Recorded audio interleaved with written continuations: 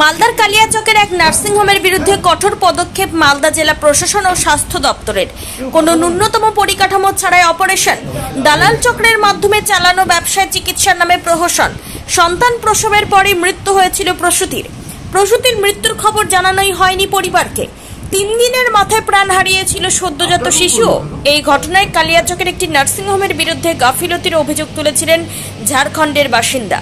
ঝাড়খণ্ডের ওই বাসিন্দার অভিযোগের ভিত্তিতে পরদিনই কালিয়াচকের ওই নার্সিংহোমে হানা দেয় ডিস্ট্রিক্ট সার্ভেলেন্স টিম। তদন্তে একাধিক গাফিলতি নজরে আসে ওই প্রতিনিধি দলের সদস্যদের।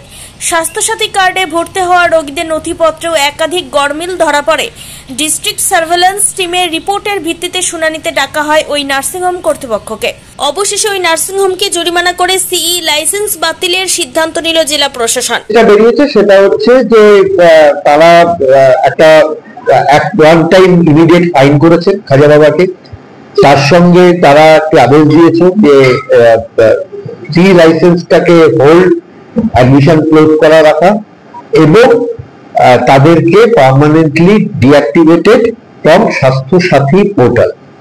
তো এই 3টে পানিশমেন্ট অর্ডার বেরিয়েছে। এর মধ্যে আমাদের যেটা পড়ে সেটা হচ্ছে, কারণ যে ফাইন বা এগুলো হয়েছে হচ্ছে ভারতীয় ন্যায় সংহিতা ক্লজ ধরে।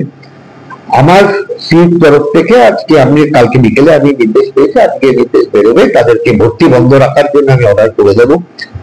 এরপরে তাদের ক্লিনিক্যাল এস্টাবলিশমেন্ট রেগুলেটরি কমিশনে যাওয়ার তাদের স্কোপ থাকে, সেখানে আমরাও চিঠি পাঠিয়ে দিই। এবং আপনারা জানেন যে কিছুদিন আগেই তাদের যারা সর্বোচ্চ তাদের ওখানকার ডাক্তার এবং স্পেশালিস্টরা তারা আসেন, সেখানে তারা on field on ground inspection করে ফাইনাল ভার্ডিক্ট দেন।